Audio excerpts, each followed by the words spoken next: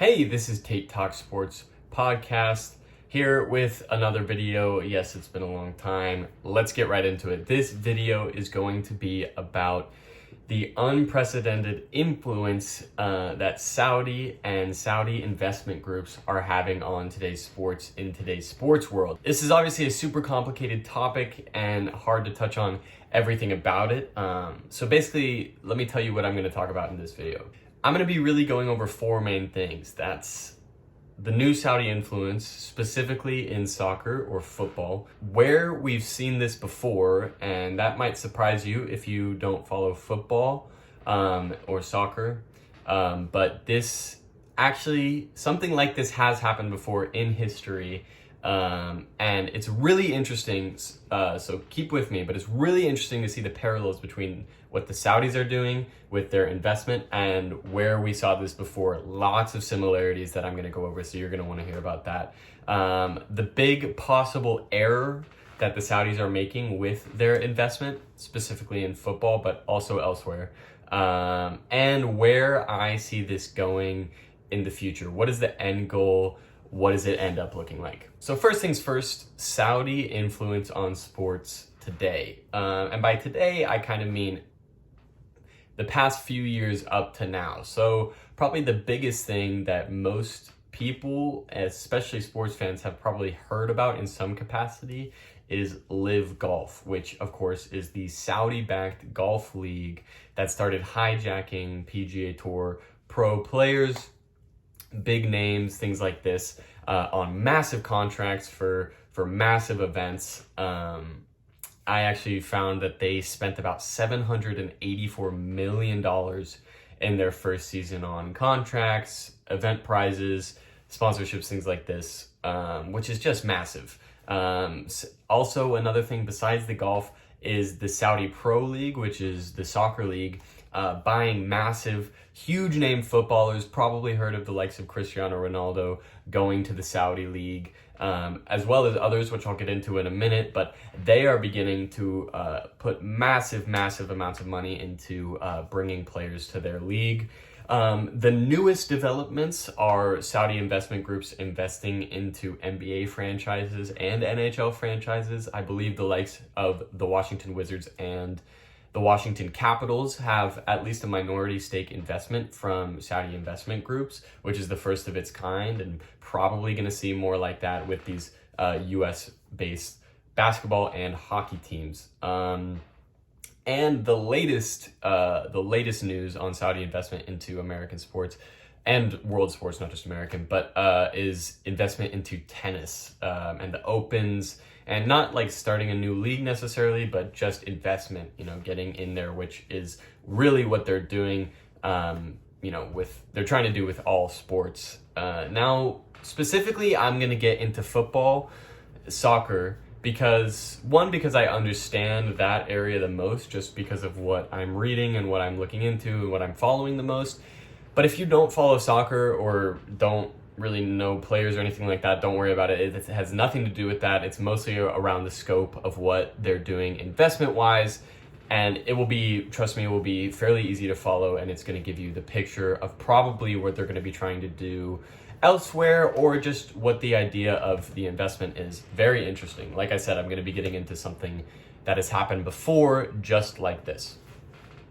So what the Saudi investors are doing in football is the Public Investment Fund, which is just the big fund that is helping the clubs in the Saudi Pro League, is they've provided at least $1 billion per season to fund contracts and transfers. Now, what that means is basically buying players from other teams, bringing the big players in, like what happened with Cristiano Ronaldo. All of this culminating for a big bid for the World Cup in 2030, which will be the World Cup after the US in 2026. Now, all of this is interesting and to some scary, to some unknown. Why are they doing this? Why are the players going there?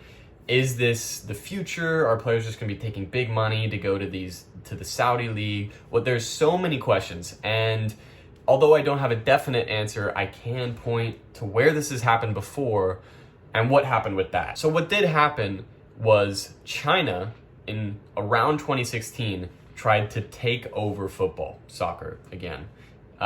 If I say football, I'm referring to soccer.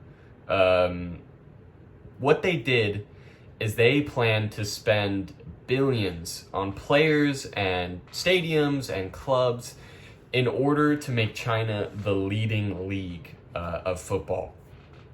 And not only did they try to take over with the players, again, you can take a lot of similarities and parallels. Just think of what happened with Live Golf with the players there, what's happening with the Saudi Pro League buying players like Cristiano Ronaldo. Just think about all this while I'm talking about what China did back in 2016.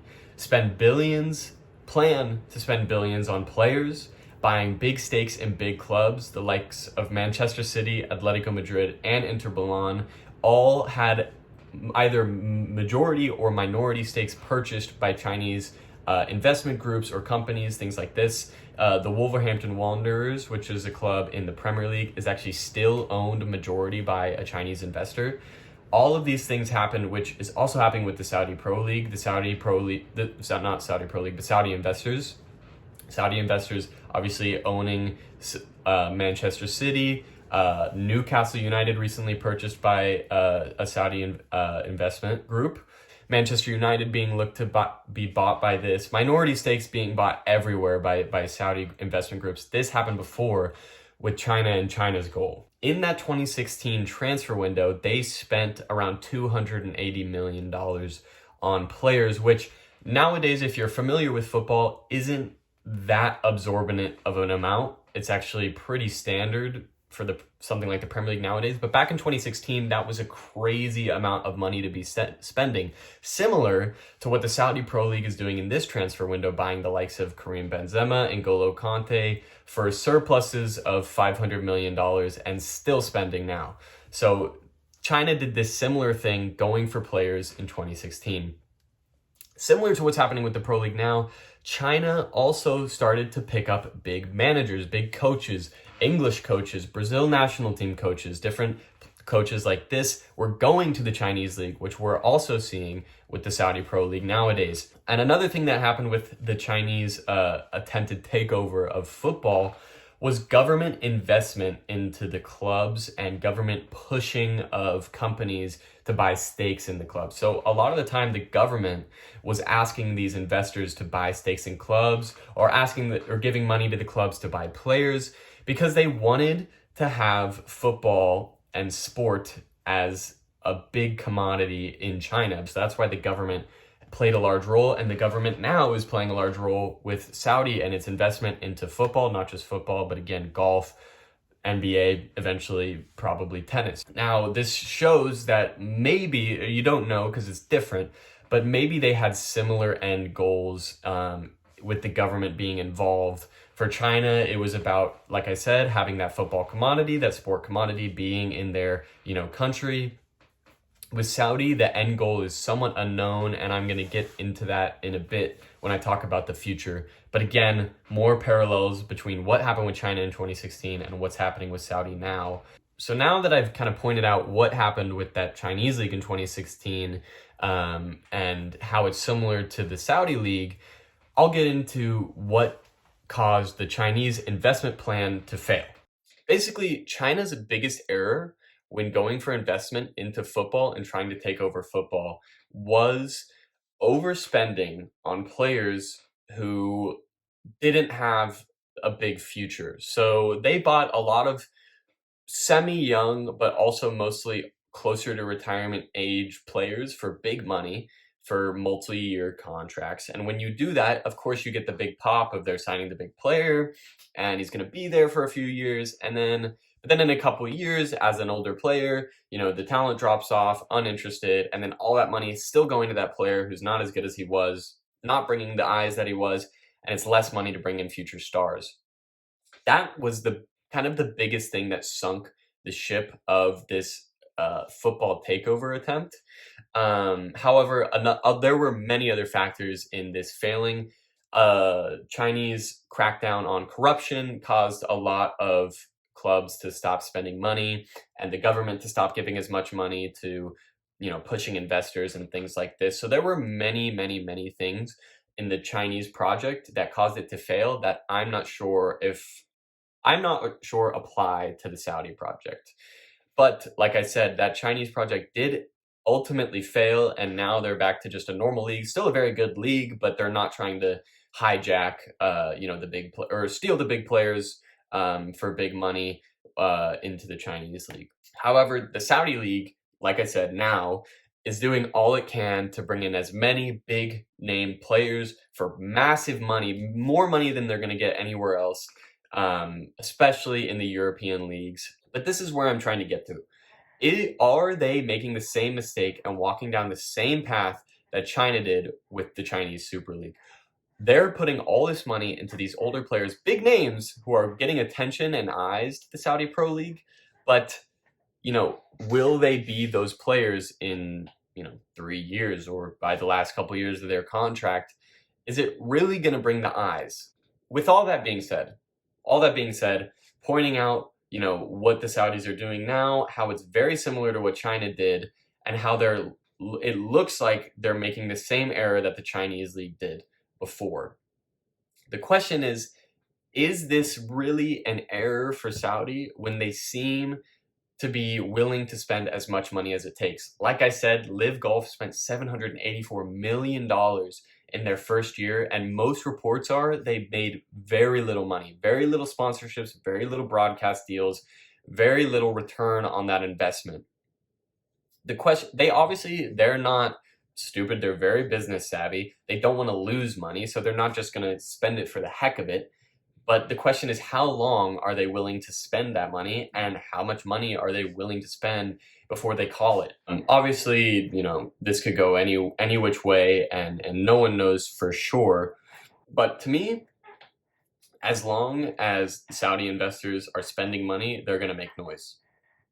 And right now, that investment to me is misplaced and a bit sporadic, and kind of just throwing stuff at the wall and seeing what sticks and getting into the scene.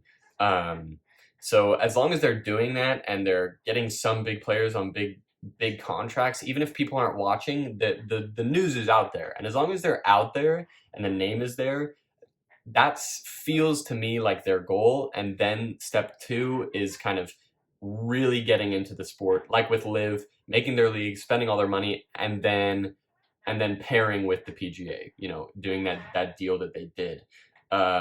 Same with soccer. They're buying all the big players, starting to buy some of the young players, and then they try and establish themselves. The trouble with that is they have a limited history, and money being the only pull. At this point, to me, I see the Saudi League as the Saudi Pro League, and to a degree, Live Golf, the kind of where you can just get the money and retire, get that big check, and then come back, or just call it quits, waltz into the sunset with all the money, which no complaints there. These athletes can do whatever they want to do. I don't think any of us would turn down that money. So to me right now, I don't see Live or the Saudi Pro League as massive threats to football or golf, or especially investment in US sports and things like this, as a problem at all. If anything, it's good, promoting competition, promoting change, promoting more advanced broadcast methods, miking up players, all these things that these leagues are trying to do to make them to keep a step ahead. All good things. What the motivation is for the Saudi leagues is the big question, but I think for now it's just really interesting to see all these leagues who to a degree haven't had to change for a long time suddenly have to pivot and start being a lot more proactive rather than reactive. So yeah, that's really my big overview, introduction, prediction of kind of the Saudi investment in sports nowadays. I know that was a bit all over the place. Hope you were able to follow it. And if you have any questions or any ideas or any things you want me to talk about on here, then please let me know in the comments or anything like that. Hope you guys enjoyed, and have a good one.